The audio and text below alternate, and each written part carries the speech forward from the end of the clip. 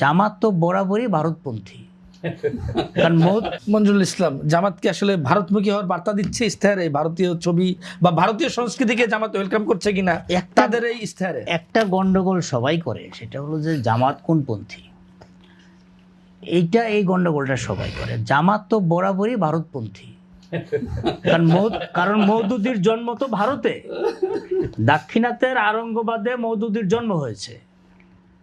দেশ ভাগ হয়ে যাওয়ার পরে জামাত কিন্তু পাকিস্তান চায় নাই, কিন্তু পাকিস্তান না চেয়ে মওদুদি কিন্তু পাকিস্তানে চলে গেছিলেন।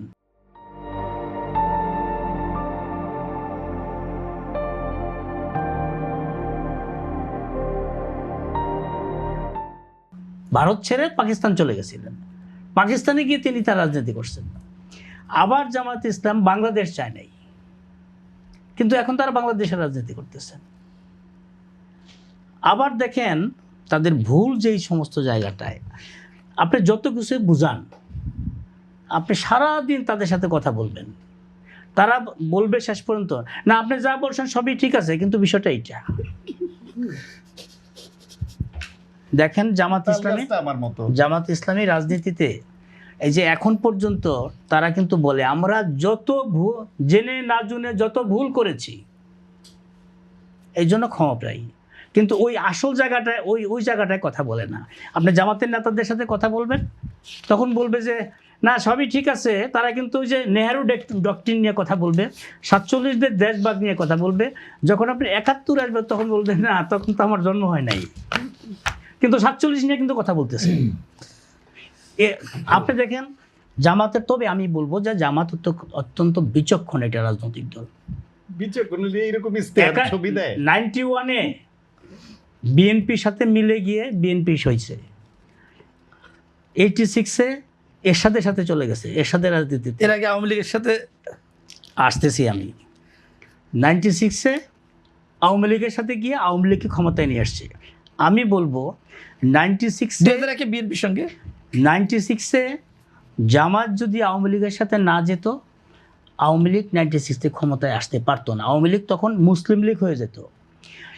96-এ আওয়ামী লীগ ক্ষমতায় আসার পরে 21 বছর পরে ক্ষমতায় এসে তারা তাদের বেস তৈরি করছে। সেই বেজের পরবর্তী সময় তারা 2024 পর্যন্ত ক্ষমতায় ছিল। আমি বলবো জামাতের যেই নেতাদেরকে ফাঁসির দণ্ডে দণ্ডিত করা হয়েছে, এটার জন্য জামাত নিজে দায়ী।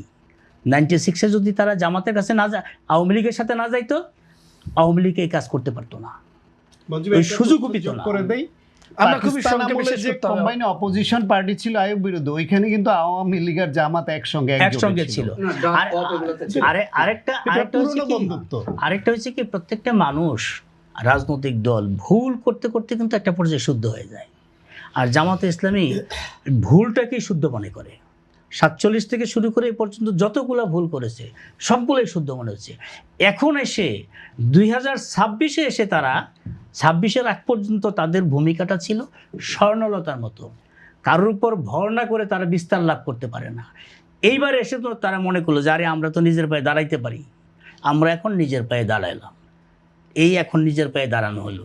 আমি যেই জায়গাটায় এর আগেও আমি বিভিন্ন জায়গায় বলেছি একটা কথা, বিএনপি এবং জামাত একসাথে রাজনীতি করেছে।